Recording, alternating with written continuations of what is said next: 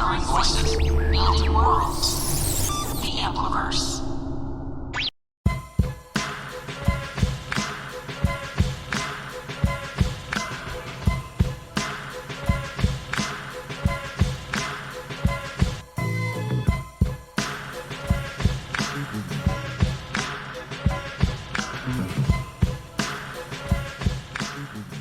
Welcome to another episode of the Autistic Delicatessen. I'm your host, Larnell, along with Shalise, and my two new co-hosts for this new year of the other side of Season 5. Nico, which you remember from the first episode of this season, and also another co-host, Melissa, of Sweet Melissa Cooks. Please check out her stuff, too, as well. Hello, everyone. I am overjoyed to be here. And today's guest is a talented storyteller, as well as, of course, a person that's in the food, Rachel Ann Harding. She's the host of Story Podcast, which you can find on storypodcast.com. Check out all the past episodes, and please support if you can. Also, she's the host of the Zoom storytelling concerts entitled Stories with Spirit, that she also co-hosts with Cooper Braun. Rachel Ann, welcome to the show. Thank you so much. This is great to be here. Yeah. So, Rachel, I remember we were talking offhand, and you live in Boulder, Colorado, by the way. And it's very cold up there, by the way. Yeah. So, you talked some stuff about farm-to-table places that you've been to. So, do you have any favorites in the farm-to-table scene that's out there in Boulder? You know, there are so many farmers markets around the area that there's the farmer stands that have a bunch of different types of vegetables, but there's always the stands that I hit every single time I go to the farmer's market. And one of them is Hazeldale mushrooms. They all have these incredibly different kinds of mushrooms. You can get, lion's mane, and they've got those, I think they're called royal trumpets, and you can chop them up, and they're kind of like, scallops. If you cook them right, it's like having scallops without eating scallops from the ocean. So there's a number of different places I like hitting when we go to the farmers markets. And I've worked with one or two farms doing storytelling with their farm to table kind of events. And some of it's just going into their farms and doing workshops in their areas. But that's something I've really thought about doing and wanted to do a lot more of, is how fairy tales and food combine.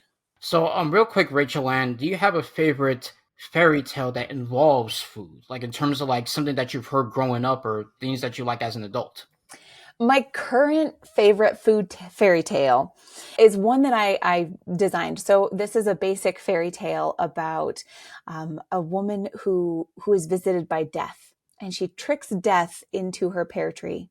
And her pear tree, the only way to climb out of it is if she says you can. Now, she tricks death into her pear tree, and she makes death sit in her pear tree for a full year. And in the original story, most people just say she left death in the pear tree and went about her daily business. But in my story, she feeds death. And so every day she comes out with a new plate and has him try it. And so death sits in the pear tree and gets fed for this full year. And that's where I really love to get into different kinds of foods, because I've made this female character a gardener like me. I love gardening. I love growing food. And so I've made her a gardener to pull these fresh vegetables out of her garden and feed death. So that's one of my favorites that I'm telling right now. It's interesting, Rachel Ann. I'm sure like this is the type of fairy tale probably you, Melissa, Nico, and Shalise, you probably heard as kids, right? I heard about a pear tree, but not with death, though. That's like you're feeding death? It's just, I don't get that. Well, and that's one of the things I love about storytelling is death is a character. Death is personified in some way, and to invite death to a table is a really fascinating way to tell stories.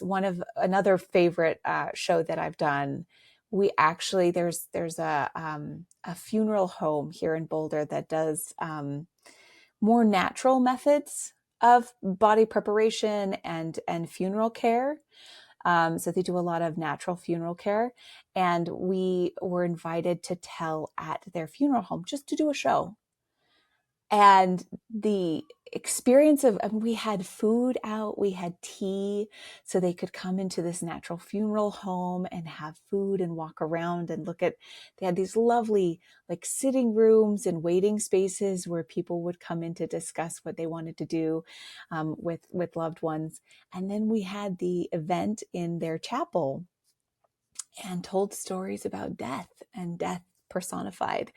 And it was a really powerful experience. There's something very visceral in that space, talking about death and being surrounded with these very gentle death practices while eating together. So the first thing that came to mind for me was, I'm a very visual person. Like, I have a photographic memory. So I think something that's really neat about what you're doing is, when you're telling a story, everyone's going to come up with their own images. It's going to be very unique to every person who's listening. And I just think that's so cool, because it's so uniting, it's so individual at the same time. So it's going to touch everyone differently in a way that's personally meaningful to them. And I think that's really neat. And I love using food. To me, I mean, there are some people, depending on who you talk to, some people death is scary, some people death is accepted. For me, like, I sort of fall in the middle of that.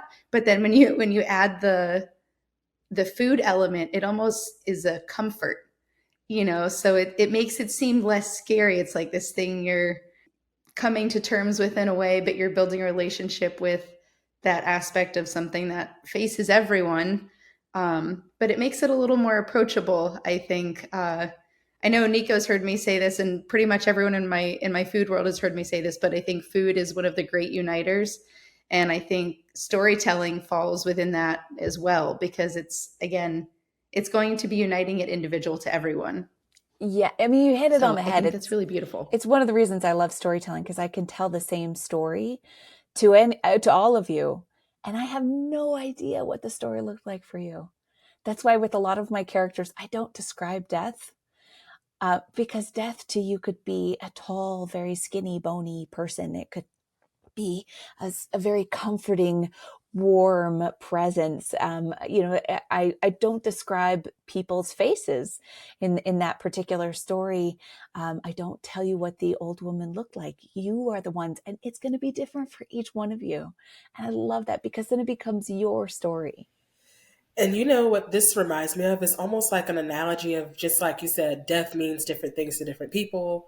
And it's almost like if you show 10 different people the same movie or the same story, everyone's going to get different things out of it. And it reminds me almost of like if you serve the same food with the same seasonings to different people, it's going to taste differently to everyone else. Like, food is an analogy to how you get something different. Every person gets something different out of one thing. So yeah, like, it's really neat. Yeah.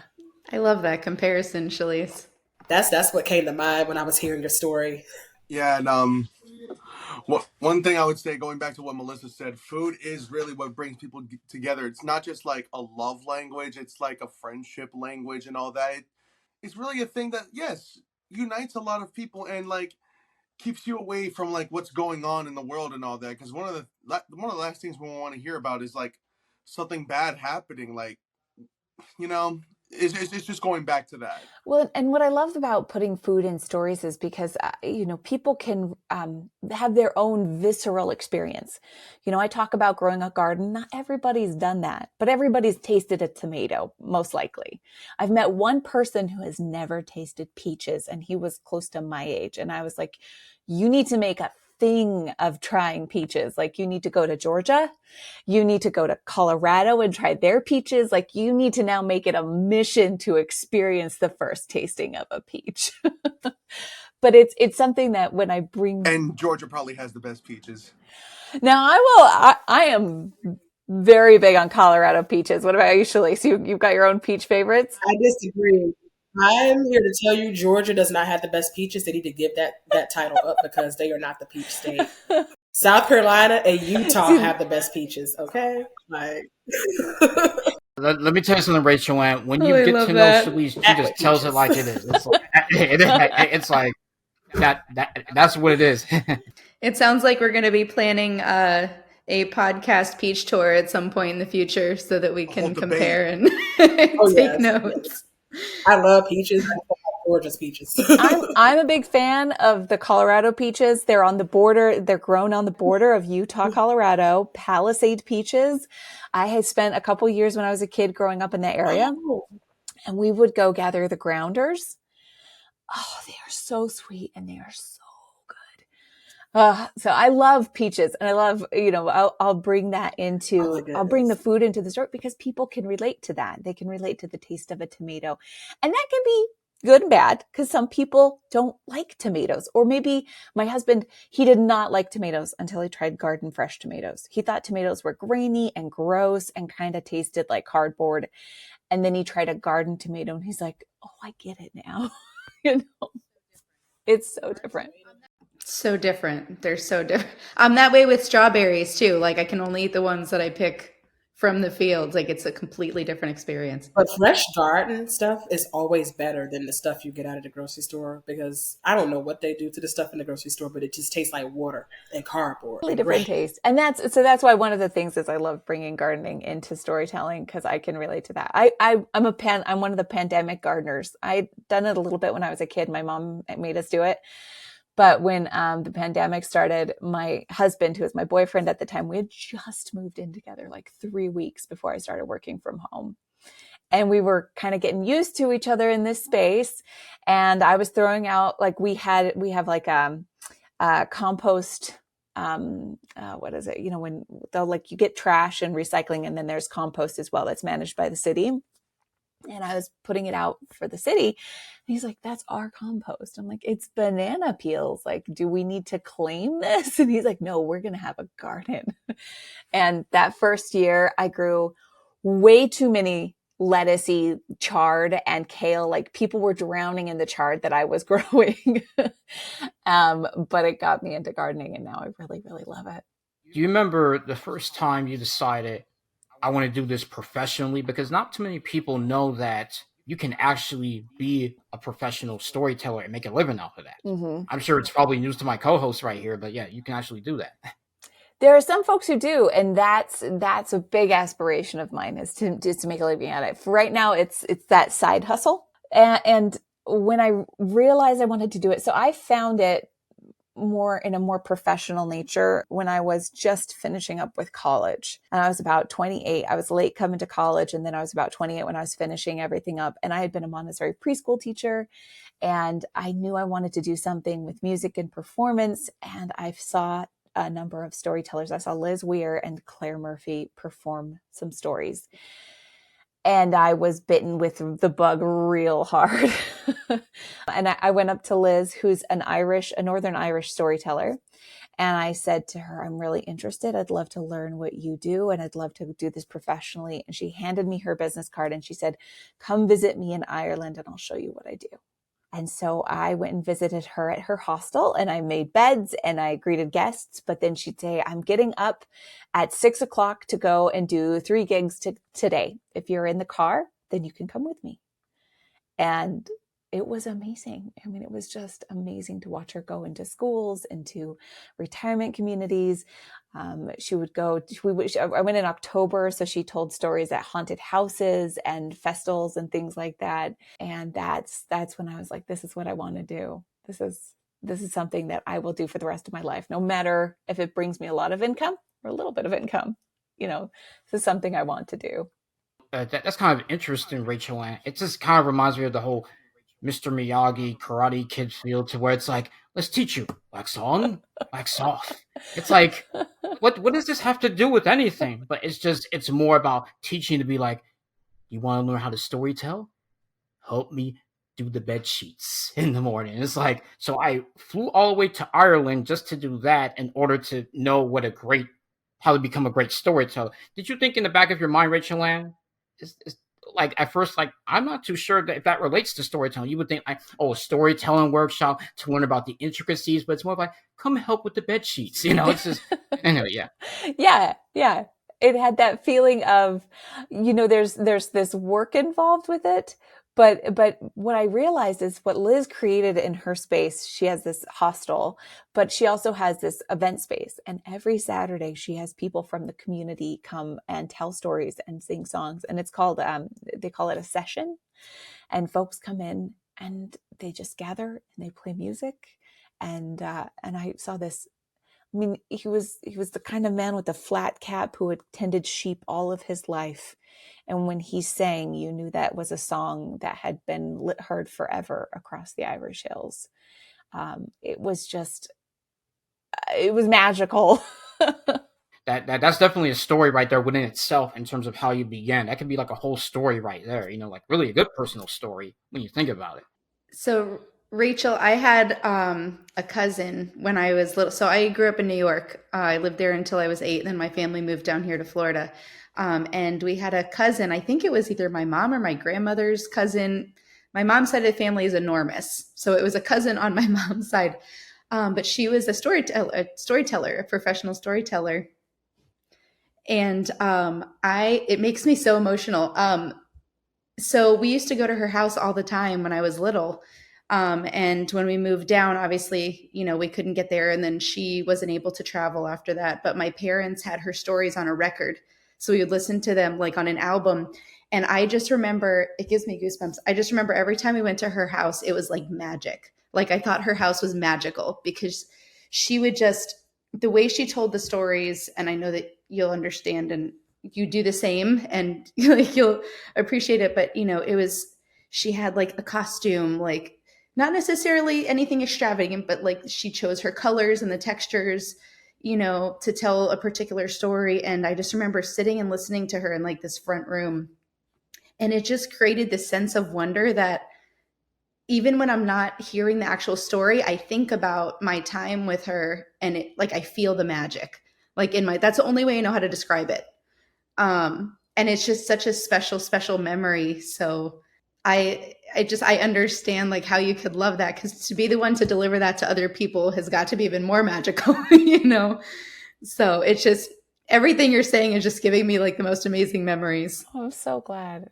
I mean, it's incredible to have somebody in the family that tells stories, whether it's an aunt who like actually was professional, had records, or a grandparent who would just say, "Hey, come here, I've got a story to tell you."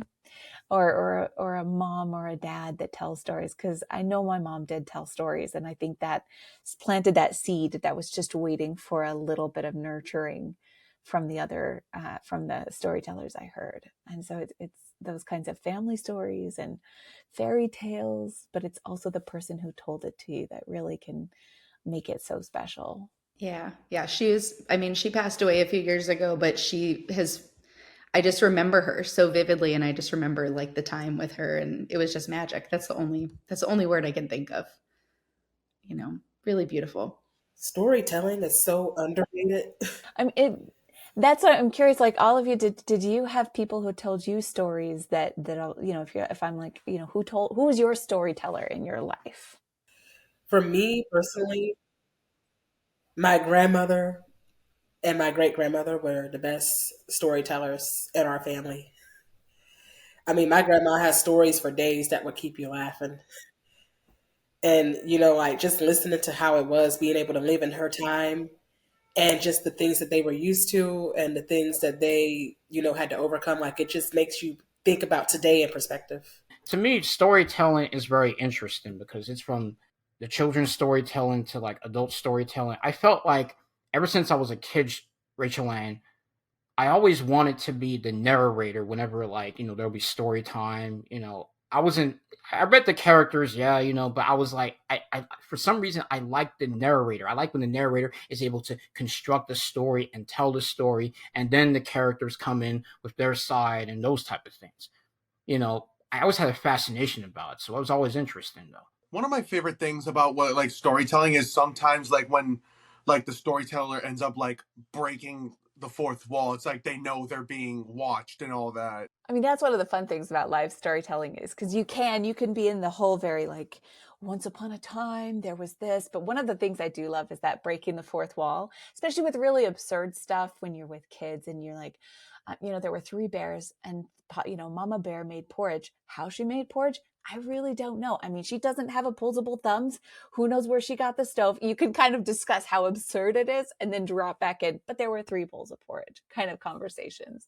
So I get that. The narrator voice gets to decide if we're going to stay in the story or if we get to break through the fourth wall and really discuss, like, okay, I get what you're thinking here. So, one last question, Rachel Ann. Like, if the four of us were able to come to Boulder, Colorado, where you are, what are your favorite restaurants, and what would you recommend to us that are good eateries and dishes?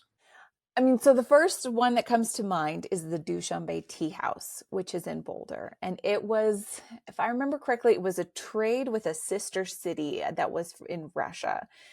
And you can have high tea there, which, being from Colorado, that's not what it sounds like. It's just a very fancy tea party.